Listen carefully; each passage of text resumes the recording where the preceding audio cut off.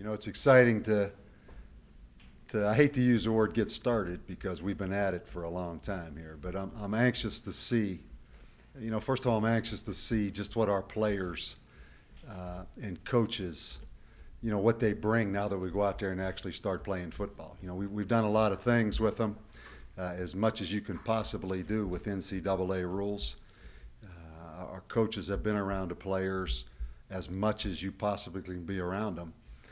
You know, but it all changes when you go out there and you put that helmet on. And for us, you put footballs in their hand. You know, we have yet to see anybody with a football, whether it's a quarterback, a kicker, or a receiver. You know, so it's fun to go out and just see how guys react. I think the second thing for me, you know, just to get started in this process, you know, I've had a chance to do a lot of things. Get to know a lot of people, be around, speak at a lot of different functions. You know, maybe the thing that's made the biggest impression on me is, you know, the chance to get up and first of all, be around our basketball team, be around our fans. Joanne and I had a chance to go to the Mountain West Conference basketball tournament. And that was a great experience for us. You know, first of all, to watch both our teams, men's and women's, play in the championship game. I look back to Steve Alford and the kind of year they had. You know, I think back to that UNLV game, playing up there at Thomas and Mack, down by 15 points or something right off the bat, the way they clawed back. After that game, it really seemed like a Lobo home game. You know, you guys that were up there, we got some great fans. I mean, incredible fans. It actually turned in to a Lobo home basketball game in Thomas and Mack Arena. You know, and then to watch our men's team against Louisville, a team I've watched a lot. You know, I went to the Big East tournament several years in Madison Square Garden. And to watch Louisville, we're down by 14 or 15 against Louisville there in the second half. And the way they fought back and put themselves in a position to win that game. So, you know, long story short, it's exciting to see what kind of support and how important athletics are to this community. And just to be around our fans up there in Las Vegas, most of them didn't even know who I was. You know, I'm kind of sitting back there just looking at it like a regular fan. But that's encouraging. And I really do congratulate both our men's and women's basketball team for the kind of years they've had. As we get started here with football, you know, the practice schedule is a little bit different. You guys probably noticed, you know, we're practicing Saturdays, Sundays, and then Wednesday nights. That's not by choice. You know, that's not something I like to do. That's hard on our coaches. Even more importantly, that's hard on our players. You know, you hate to use up guys' weekends in the off season. We have to. We have no choice. You know, the way the schedules ended up academically, that won't happen again. But we're in a situation where we had no other choice but to practice on Saturdays, Sundays, and then we actually practice Wednesday nights. We bring them in a little earlier on Wednesdays and meet, but we bring them back at Wednesday nights. So I know that puts a bind on you guys. It puts a bind on everyone. That won't happen in the future. That's not something I choose to happen now, but we have no choice but to do that. As far as injured guys, we've got a few guys. Andrew Aho, tight end, is out with a knee injury. I don't anticipate him practicing this spring. Brad Maestas, defensive lineman's out with a knee. I don't anticipate him practicing. Chris Byron, I do think will get back. He's got a little bit of a pelvis injury that I think's responding well. And then Joe Stoner, I think will be back, linebacker, will be back pretty shortly. He had an appendicitis attack here a couple of weeks ago that we were kind of surprised by. So those four guys will start out not participating. I do think Joe Stoner will be back really shortly, and I expect Chris Byron back. You know, anytime you go into spring football, it's always an emphasis on fundamentals, techniques, just developing players. You know, certainly that's what I would want it to be 100%, but it's a little bit complicated your first spring, I think, because you do have to implement schemes. You know, you do have to install offense, defense. You do have to install kicking game, the X and O part of it. So that's going to be the balance. We'd love it to be all fundamentals, but we do have to install X and O's and install schemes. I think that's the first thing. The second thing, you don't want to over-install, particularly for us. Let's be honest. We're trying to just find out what we can do and who we can do it with. It's that simple. What can we do schematically, and who are the guys we can do it with? And that sounds pretty simple, but that's pretty much the goal. Obviously our numbers are down. I think if I did it. I compared us to other schools around the country. We're probably the lowest in the country right now as far as scholarship athletes. We're not going to change one thing, though, because of that. In other words, as we put in our approach, it has to be physical. It has to be aggressive. You have to have contact. We are not going to change one bit because our numbers are low in how we do things and the way we go about things. But we will be smart. Obviously, when you have reduced numbers, you can get by with reduced reps at practice. You don't want the same guys to just take every reps. But we will do everything exactly we would as if we had a full contingent of scholarships. We'll just practice a little bit shorter once we get into the heavier contact period. As we start out here, it really won't affect us because we're not in pads the first couple days. But we will be smart. But we will not compromise and all of a sudden go out there and try to protect guys. I will not make that mistake. It will be physical. It will be as aggressive as it would ever have been if we were on a full allotment of scholarships. It's just that we'll be shorter. What we're going to try to establish, I joked a little bit about this may be the first spring ever without a football in NCAA history. That's not too far from the realm of reality right there. Our deal is about identifying the guys that will work, identifying the guys that will compete, the work ethic, all those things. It's really starting from scratch. We do have a head start because we've been around our players a lot, but as you know, you really find out when you go out there and the opponent starts fighting back, and that's the phase we're in now. So anxious to get started. I'm sure you guys have some questions. I'll be more than happy to answer anything you guys have on your mind. Yeah? At this juncture, do you literally have a depth chart? No. And this is particularly here. I told our players the other day, I said, those depth charts in the spring aren't worth the paper that they're printed on, particularly in our situation. Obviously there's guys that started last year. Let's use the example of B.R. Holbrook. He started last year. Sure, he's going to jump out there as the first quarterback. But there's no reason to get your feelings hurt if you're not first. There's no reason to feel too good about yourself if you are first. So the bottom line, there really isn't a depth chart that means much of anything. It's interesting. You talk about a guy like B.R. Holbrook. And I talk about stability to this program being number one thing of importance. Here he is in his, I guess this would be his fifth spring or fourth spring. He's had 4 offensive coordinators, 4 quarterback coaches, and 3 head coaches. So I look out there and we have 10 fifth-year players that are very similar to BR. You start talking about that, you see what these kids have been through. So, we just want to settle it down and try to get some continuity going. When you took over at Notre Dame as head coach, you'd been there. You knew the players. Here, the coaches are new to the players and vice versa, and the coaches are new to each other for the most part. Is there a little more urgency to these 15 workouts because of that? You know what? It's been the 15 workouts probably are a little more dramatic to everybody on the outside. I mean, it's been that sense of urgency since day one when they came back January 18th. It really has, every step of the way. So these 15 workouts are really kind of just a continuation of what we've been doing.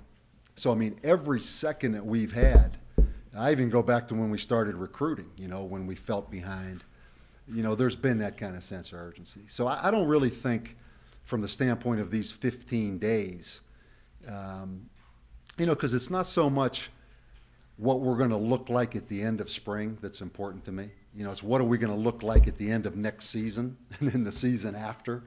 You know, so I think you can get, you know, maybe carried away a little bit and maybe panic a little bit and try to get too many things done. And then you look back and say, you know what, we didn't get anything done.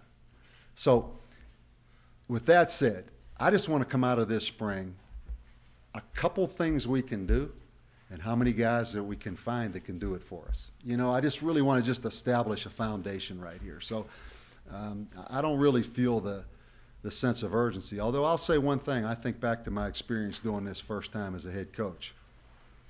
I did take for granted a little bit that there were some things we were going to be able to do in the fall based on what we did in the spring. I will not take one thing for granted. In other words, we'll do the same things over and over and over again until I find out something we can do in a game. And I thought I made that mistake the first time of just thinking we were a little better than we are and maybe spoon-feeding them a little bit. And then I got hit in the face with reality when all of a sudden it was September. You know, so I'm going to find out a couple things that I feel like we can do, and those are the things we're going to start doing in August for that first game. Do you evaluate much, Coach, in this period of time? That's all we do. That's all we do is evaluate everything. You know, and you try to be as competitive as you can be. That's the balance that we have to hit, because, you know, when you are installing, there is a teaching mode where you have to install and you have to teach, and our nature is to want to go out there and compete. Well, you really can't compete until you know what the heck you're doing. So there's that fine balance of installation and then competing against each other. Coach, there's no spring game. Is that due to the lack of bodies? You just want to keep things quiet? You have any eligibility? You gonna play? You gonna play for me? I don't know if I'm strong enough. Yeah, there's no possible way we could play a spring game. I'd love to. That's one of the things I look forward to every spring, was having people show up. The players love that. We can't do that. We can't do that. With that said, as far as your preparation, as far as a coach, those spring games are way, way overrated. You know, other people get more out of it than you do. So, you know, I wish we could have one. It's not even on the radar this spring. With that said, are the fans going to be able to see maybe some open scrimmages? You know, I'm thinking about it. What we're going to do is you know what? I'd love to open everything up, but I kind of want to see what I have before maybe everybody else sees at the same time. You know, I'm not sure what I have, so I'd kind of like to be the first one to see. But we're gonna open it up for the first 30 minutes of practice every day, and then we'll close it, and we'll see how it goes. You know, I think we'll probably have some opportunity in there. Maybe we can let people come out and watch us scrimmage a little bit. But, you know, until you see how guys are going to react, how coaches are going to react, I'm not particularly interested in letting everybody watch until I know what I can expect. Are you a patient guy? I'm learning to be patient, and, you know, and I think that's a critical part of what we're doing with this. You know, I've talked to our coaches a lot, and really to our players. Let's be honest. You know, this program didn't get in this situation overnight. It's not going to be solved overnight. So I think we have to be really smart of the things we say we can change right now. What can we change right now? What do we control as players and coaches? And those things we have no excuse not to change and not to get better at. No excuse. And there's a lot of those things. Well, the reality is there may be some other things over here that only through time, only through recruiting, that they're going to solve. I mean, we've got some glaring situations as far as the makeup of our roster, whether it's scholarship numbers, whether it's number of seniors compared to juniors and sophomores. There's some things on our roster that are going to take time to solve. So let's not become negative, or let's not panic because of those things. Let's control the things that we can control. And let's show our players that they can get better at those things. And let's not panic. Let's not panic. And I think we all want it to happen today. We all want it to happen today. It's not going to happen today. It's going to take time. So let's be smart and identify those things. And I think what you'll be surprised, there's enough of those things that we can control that we can be successful if we can control those things. Anything else for Coach? Coach, offensively, I mean, you know, you're going to a, you know, to year 3-4 defense, but on offense, you got to wait and see what you have before you decide running, passing. Yeah, there's a little. You're not an option coach, are you? Oh, yeah. So are we going to see an option? I think we will. I wouldn't be real surprised if you'll see an option or two out of our team. I think you guys have heard me say this before. I mean, to stabilize this program, we better be physical. We better start somewhere. And being physical and teamwork is a big part of reestablishing this. And running the football is about teamwork and about being physical. And I don't think it's really feasible to run the football successfully in this day and age unless you have some quarterback runs and some option in there. So we will be a team that runs the ball, and we will be a team that has some option football in there. And I think that's where, you know, what can our quarterbacks do? How do we find some creative ways to do it? But it will be there. Bob, back in November, somebody asked you about re-recruiting kids. You said that wasn't your approach exactly. How did you approach kids who might have wanted to leave? And some obviously did, but what was your approach in talking with those kids? You know, pretty much bring them in individually, find out where they were in this process. If it was someone that really disliked it and said it was just so far away from home, I'm not going to be able to change that. You know, I can't, some of those things I can't change. So I gave every young man the opportunity to stay. But I wasn't going to talk anyone in or beg anyone to stay. And it's kind of what I did with coaches, hiring coaches. It was the same thing. You know, because at some point I don't want to be on tippy toes every day worrying about does a guy like it or does a guy doesn't like it or this and that. At some point we got to go do what we're going to do. And you know, but certainly I gave every guy the opportunity to stay. Coach, considering the numbers, And let me say this, since we've started, we haven't lost a guy. Everybody that left before we ever started anything. You know, so I've appreciated. I mean, these guys that are here, they've done everything we've asked them to do. Now, there's been a lot of managing the environment and showing them and re-showing them how we expect them to do it. But for the most part, these guys have tried to do things the way we've asked them to do, and I appreciate that. considering the numbers, are you gonna have to throw some young kids into the deep end of the pool? Oh, yeah, we're waiting. We're waiting on the cavalry to get here. There's no question that we will have a lot of new faces that have to play key parts on our football team. You know, that goes without saying. I think probably the interesting thing is the number of seniors we actually have on this team. You know, there are a lot of seniors, mostly because of those 50-year guys that are back. You know, we have 10 50-year guys that were here a long time ago. And that's the interesting thing with the dynamics of our roster. You know, so next year's recruiting class is every bit, if not more, critical than this class we just signed.